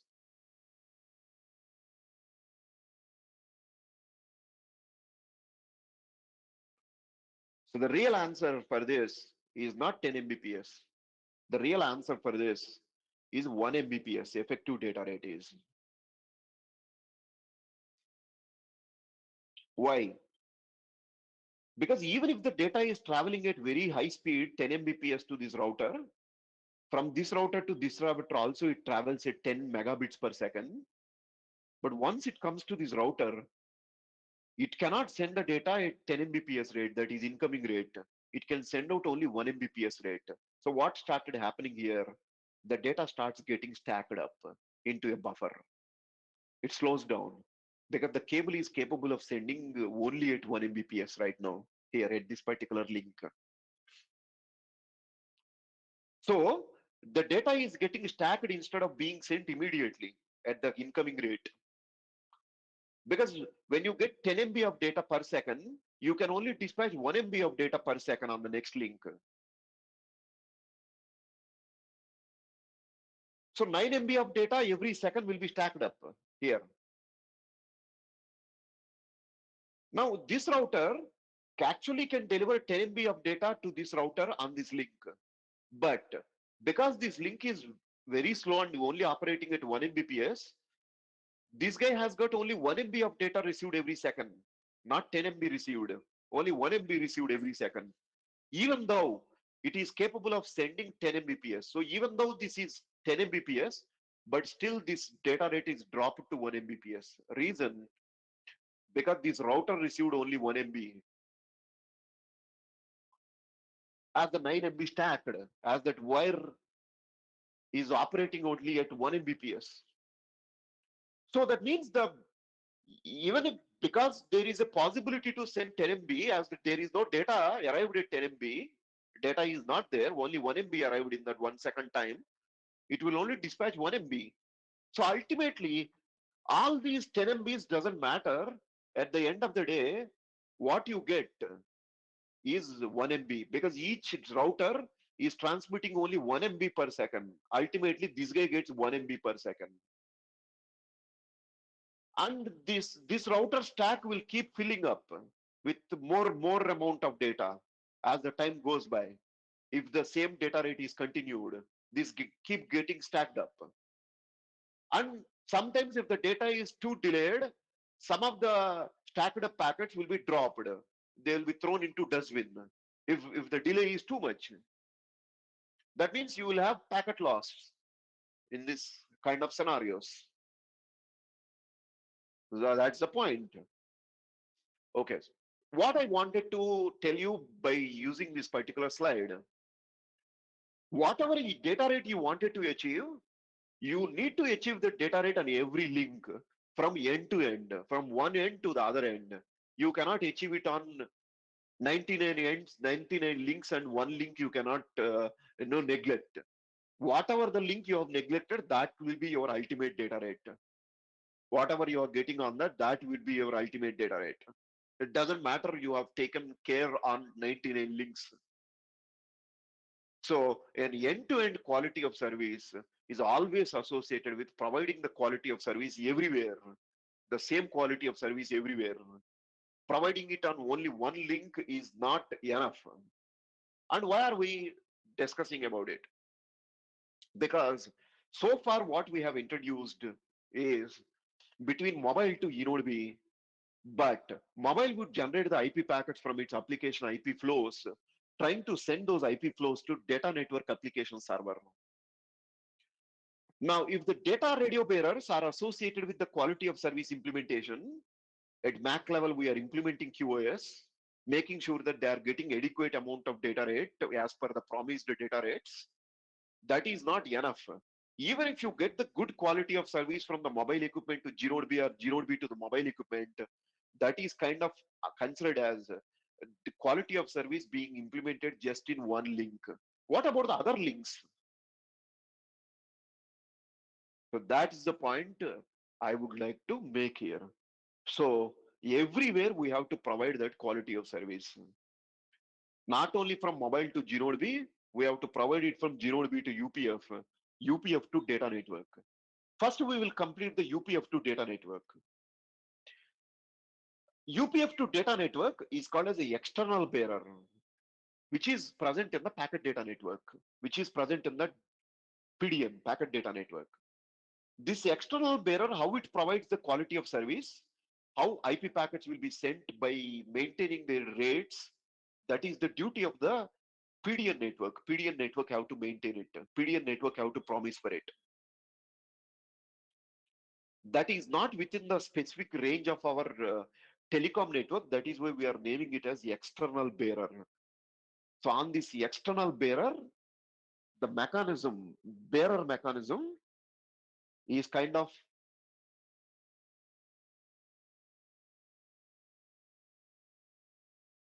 not specific to telecom environment, or we don't need to bother about it. But even though we are not bothering about it, but the question is, do we have to get good quality of service on the external bearer or not? Or can we take it very lightly and we say that we can ignore it or we don't bother about it? No, definitely we have to make sure that the external bearer is within the perfect quality of service limitations. Whatever the quality of service that we are achieving for the mobile equipment on the radio, the same quality of service must be there in the external bearer also on every link. What will be there in external bearer? Actually, between UPF to data network, there can be a lot of routers. In the data network, you have application server, which is present at the ending. So in the middle, we have a lot of routers. Between every router, everywhere, the same quality of service implementation must be provided everywhere. Same QoS, whatever that is getting promised.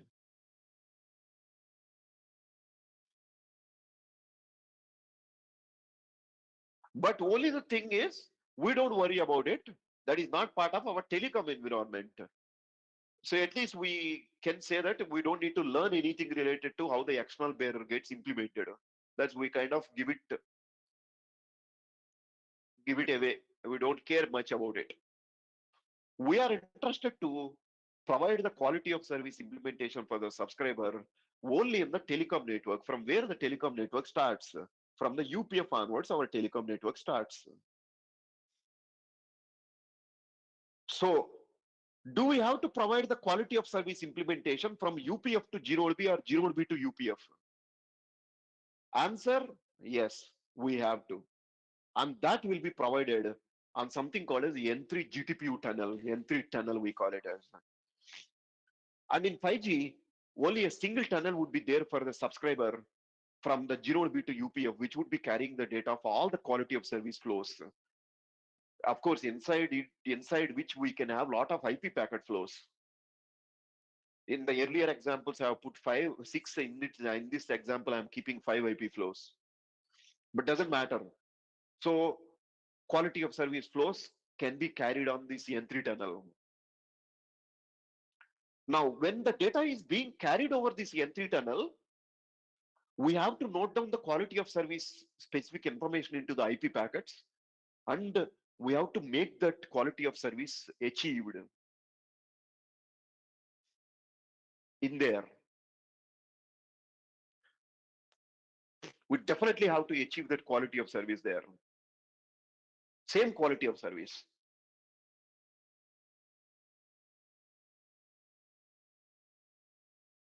So the end point is you have to have the quality of service implemented throughout your network reachability path. But here there is a small twist. These IP packets that are flowing into these QoS flows, either they are being packed into one radio bearer or multiple radio bearers, doesn't matter. But QoS flows, your IP flows kind of getting packed into these QoS flows. And QoS flows are traveling in the data radio bearers, or they are traveling as part of a GTPU tunnel from G0B to UPF. External bearer, there is no tunneling service that is used. The IP packets will be taken out. They will be traveling just by using L2L1 technology, which is OSI L2L1, like Ethernet physical technology, and we send these things out. That is what you do on the external bearer. But important point is these IP flows, whatever we have, they will be considered as IP flows only till we perform the mapping. On the sending side, mobile, you have to kind of decide which IP flow generated by which application will go into which QoS flow, what kind of data it is generating, and the data must be sent on which QoS flow. We have to kind of identify that. Once you identified it, because we are combining these two IP flows into QoS flow, we won't be considering it as IP flow anymore inside. Instead of that, we are using this terminology called as QoS flow. QoS flow is the combination of both these IP flows data, packing it together. Only till you identify which IP flow should be sent on which QoS flow, IP flows will remain separately. They are having self-recognition. IP flows have got the recognition. But once the IP flows sit inside the QoS flow, they are now called as QoS flow. They are identified with something called as a QoS flow ID.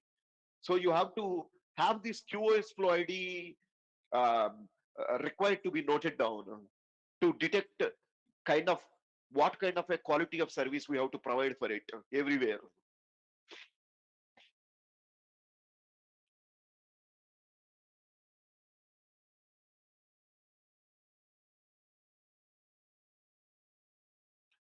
Same way, in the downlink direction also, when the IP flows are arriving from the application server, they will arrive on the external bearer, they arrive all the way up to UPF. Once it comes to UPF, UPF kind of inspects these IP packets, identify for each IP packet which quality of service properties need to be applicable. On the basis of it, it will map it to particular quality of service flow. In this particular example we are studying, we are seeing 3 different quality of service flows here. So UPF kind of take the 5 IP flows, need to map them onto 3 QoS flows, depending on for which IP packets, what quality of service need to be implemented. And the N3 tunnel plus the data radio bearers together, they will make sure that for those IP flows which are going into a IP flow, QoS flow, they are getting that particular quality of service implementation. They will make sure that they will implement that quality of service mechanism. And of course, today we'll concentrate on how the quality of service would be implemented for data radio bearers. Tomorrow we will be concentrating on how the quality of service would be implemented for the N3 tunnel related packets. So we would be kind of splitting that job across 2 days. But point is, once IP packet flows are mapped onto QoS flow, they are kind of promising, okay, we are promising you to provide this quality of service implementation for you everywhere throughout this path, all across the network.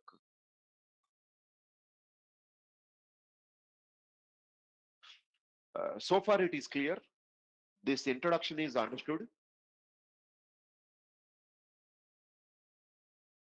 And Yes. remember, number of radio bearers need not be only 2, number of QoS flows need not be only 3. All this is just an example setting. Please remember that point. Okay, so never ever imagine that this is a final thing, and always we'll have 3 quality of service flows, 2 radio bearers, 2 data radio bearers, and 2 QoS flows would be sitting in one data radio bearer and 1 QoS flow sitting in another data radio bearer, etc. Should never imagine it in your head. This can take many shapes depending on the live situation, how many packets, how many types of applications mobile equipment is using, and each application would be classified to be what quality of service property, how many QoS flows we have to create, and depending on the network situations, how many radio bearers we have to create, and so on. It's dependent on the live network conditions. The settings will be done. But anything is possible. Having only one data radio bearer, one QoS flow, one tunnel is enough. So it still you will be able to send the data generated from the applications. It kind of works out.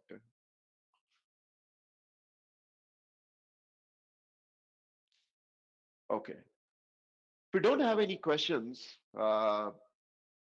we stop here to take a break.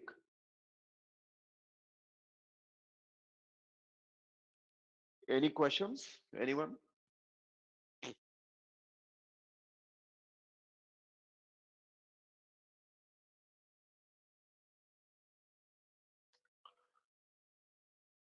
All right.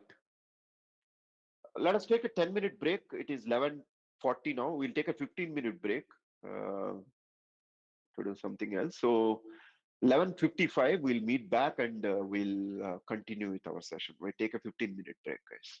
Join back, please.